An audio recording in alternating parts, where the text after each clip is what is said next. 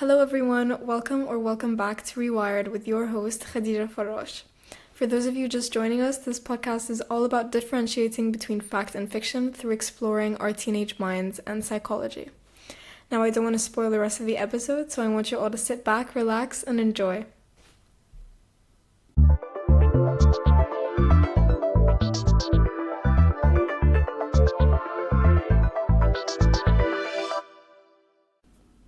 Have you ever paid to be scared? Sorry, let me rephrase. Have you ever gone to a haunted house even though you knew it would freak you out? Or stayed up late watching a horror movie and then regretted everything when you had to get home and go to bed alone? Or played video games with horror elements or gotten scary stories and read them with your friends? If so, the answer to my first question might be yes. You did do it, and you maybe even liked it, and then talked about how terrifying it was, maybe to show your confidence or your courage. Today we're talking about the odd psychological question of why we seek out fear. Fear is supposed to be a warning. It's supposed to be a survival sign, but for some reason we chase it in movies, roller coasters, ghost stories, and even real-life situations. So what does your brain actually get out of being scared? Now, this episode is going to be a short one, more of a bite-sized, rare one, but that is because we do have some longer ones coming soon. So stay tuned and enjoy this mini special.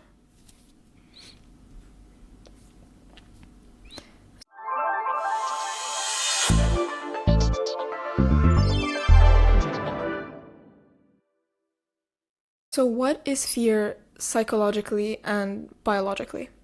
Fear is your brain's adaptive emotional response to threat. It evolved to help us survive, triggering the fight or flight system response when we sense danger. So, looking at the biochemical perspective, when you're afraid, your amygdala lights up, and that's the part of your brain responsible for emotional processing, more specifically the emotional processing of feelings like fear, anxiety, or rage. Also, your sympathetic nervous system kicks in, which is the part of your nervous system that's responsible for triggering the fight or flight response. And that's when your heart rate spikes, adrenaline surges, and your pupils might dilate as well. You become very hyper alert and you're ready to react to the situation that you're in. The emotional response to fear, on the other hand, is more personalized, so it varies from person to person. And because fear involves some of the same chemical reactions in our brains that positive emotions do, feeling fear under certain circumstances can be perceived as fun. A majority of the time we have negative reactions to the feeling of fear, avoiding fear-inducing situations at all costs. But some people are adrenaline seekers, thriving on extreme sports, for example, or other fear-inducing and thrilling situations. So if fear is designed to protect us from an evolutionary perspective, why do these people go looking for it?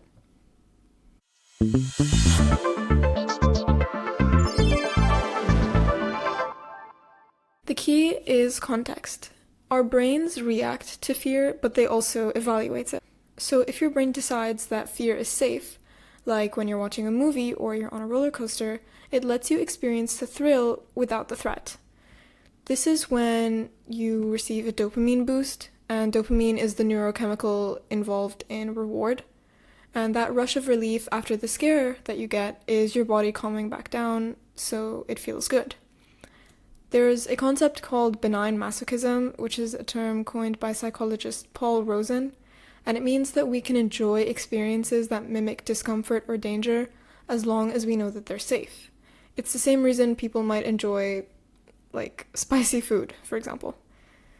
There are also some cognitive benefits that come with certain situations that might induce fear, and one of them is preparation for challenges and learning. So engaging with simulated scary situations can help us almost prepare or practice coping mechanisms and potentially build resilience to real-life challenges. Fear can also be a valuable tool for learning and exploration because we are pushing our boundaries and discovering what we can and can't tolerate. Finally, conquering simulated fears can provide a sense of catharsis and emotional release. So we've all been in situations that make us want to scream or run away, but in most of those situations we're expected to show a level of decorum because of societal expectations and etiquette. But when we ride roller coasters, for example, the opposite is true. we're supposed to have extreme reactions. And these situations give us an opportunity to express our emotions in ways that in other contexts would be socially unacceptable. And that's why after such moments we may experience a catharsis or relief because we're letting out stress that we may have been storing all along. And in terms of cultural acceptability, forms of controlled fear like horror let us explore taboo topics like death, violence, or the unknown from a safer emotional distance and with less controversy, per se. Now, in terms of who seeks fear and why they do that, it's important to note that not everyone enjoys fear the same way, like we discussed previously. People high in sensation-seeking or openness to experience, which are personality traits linked to risk-taking, are more likely to enjoy fear-based experiences.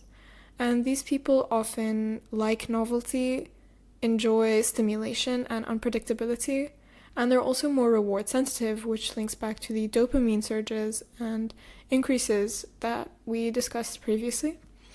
And they also might tend to get bored easily, which is why they're constantly seeking some kind of thrill-based experience. There's also a psychological and emotional function. So fear lets us feel bigger emotions, and this is especially handy when we're emotionally numb or overstimulated. So for some teenagers, seeking fear is a way to disrupt monotony in their lives. They might feel more alive, or they might want to be testing their limits as to what they can handle.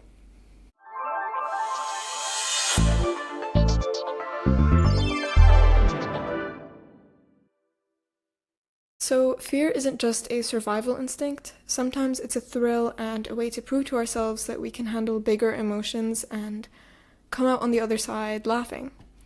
And I just want to disclaim that while generally speaking, a little fear is good for you, that doesn't mean that you should expose yourself to everything, even if you're a risk taker or a person who generally seeks fear. The primary difference between good fear and bad fear is the feeling of danger. You know, even small children aren't able to distinguish between real danger and make-believe danger, which is often why we try to shield them from scary content. And as we grow, our sense of safety grows with us, but it isn't absolute in all situations.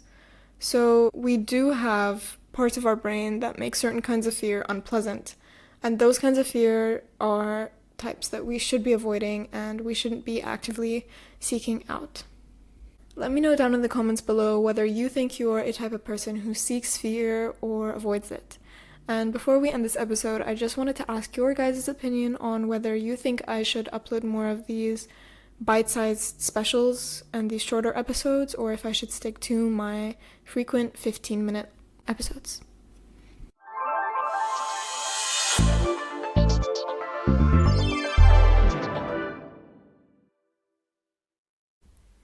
Alright, that's a wrap for today's episode.